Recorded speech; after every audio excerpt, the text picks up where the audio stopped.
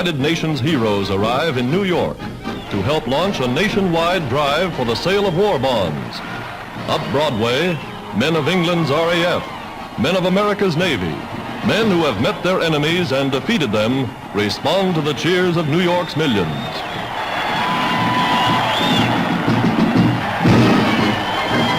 Eager for a glimpse of the men they've read about, enthusiastic thousands gather in City Hall Plaza.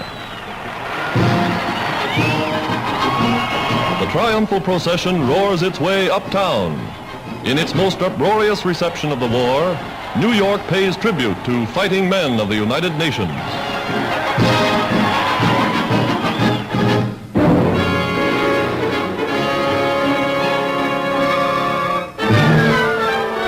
Training motorcycle dispatch riders for the U.S. Army, one of the toughest, most grueling courses in the service.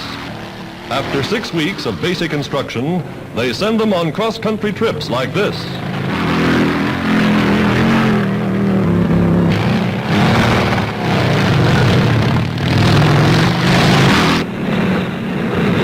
A terrific test for men and machines. They take the bumps in high gear. Now they're real veterans of the saddle.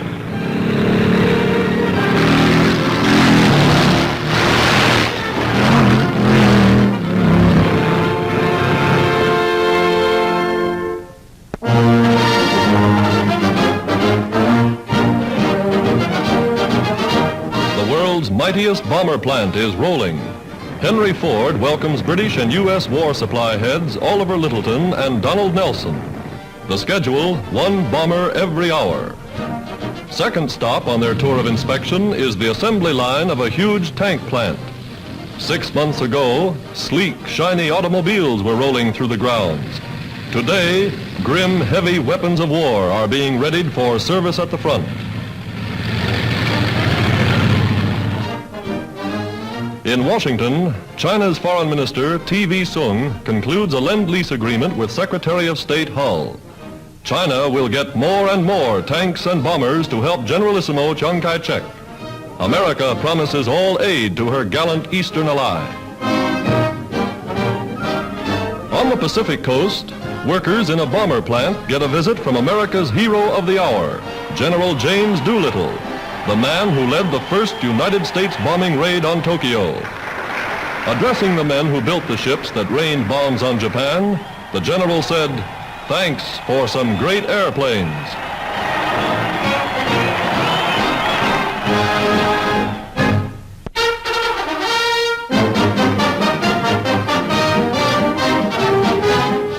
America, traditionally a maritime nation, mobilizes its mechanical and its industrial genius to build the largest fleet of cargo ships ever to sail the 7 seas. The method is unique in all the annals of shipbuilding. Ordering prefabricated ready-made parts from some 500 factories scattered throughout the country, the yards apply mass production technique, and the results are breaking all records. Average time to build a ship during the First World War, 11 months. Record time, 7½ months. Now they're completing them in 46 days.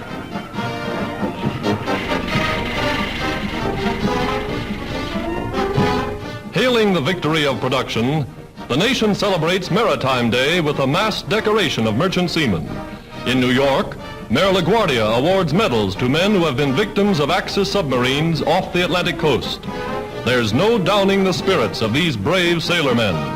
Torpedoed 2 and 3 times, they're ready to sail again.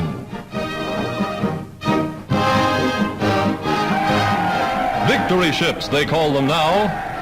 And there they go, eager for the sea. 2 vessels are being delivered every day, 3 a day by the end of the year. Recently, in one 24-hour working day, 27 brand new ships slid down the waves.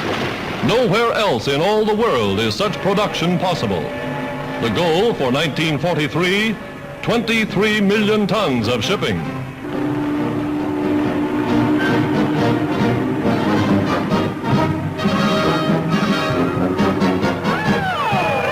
No sooner is one launched than they swing a new keel into place for another. Not a minute is wasted. Workmen working night and day, 7 days a week.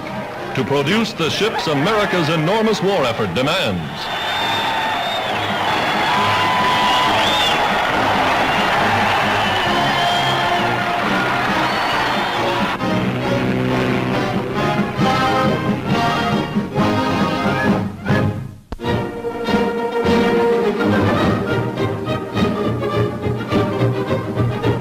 New York's colorful Belmont Park dedicates its greatest day of racing to the Army-Navy Relief Fund.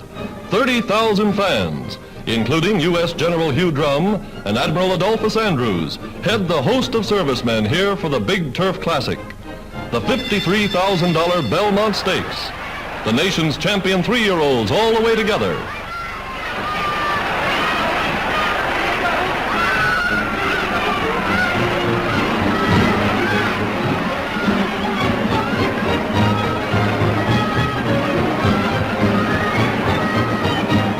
Betting nearly $2 million for the day, the crowd now sees their favorite Alsab running second.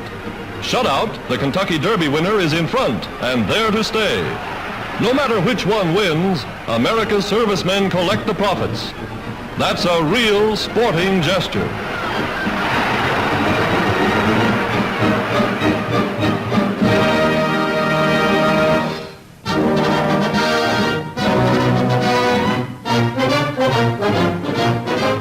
Military experts from 17 South and Central American nations see an impressive demonstration of the United States' great air training program in action. 60,000 flyers every year.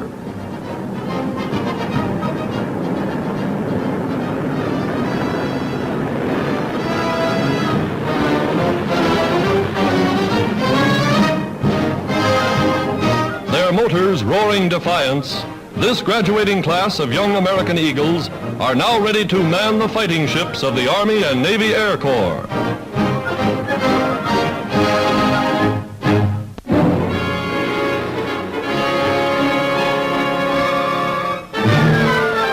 More troops for the American Expeditionary Force in Australia. Armed convoys winning the game of hide-and-seek with enemy fleets to deliver the men and material to the land down under. Girls of the Army Nurses Corps, American women going to war fronts around the globe with the men. Here is a Japanese flyer rescued from the Pacific by an American sergeant whose own plane made a forced landing on the sea.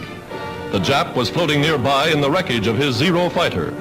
The sergeant took him in tow and both were picked up by a passing transport. Once ashore, the Army nurses make themselves right at home in this strange new world. At an advanced base, they take over a completely equipped hospital and dressing station. Overnight, medical and surgical facilities are established to care for the physical needs of the troops. The girls, all rated as officers and trained to rigorous Army standards, work long hours. But it's not all grim.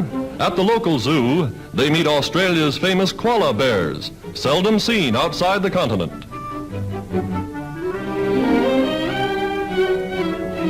And Mr. Kangaroo jumps at the chance to meet some pretty American girls. Always on the alert, U.S. anti-aircraft units report on the double quick to gun emplacements well camouflaged from enemy scouting planes. This coastal area has been hammered for months, suspected prelude to invasion. But the American marksmen are ready and waiting.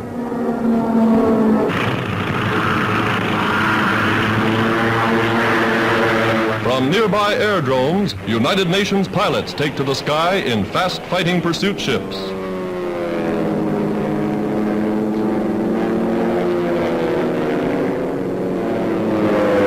Scouring the area, these are the men who are defending the aerial approaches to Australia. And here's real action. Jap plane spotted. In a matter of seconds, the anti-aircraft crews are letting them have it.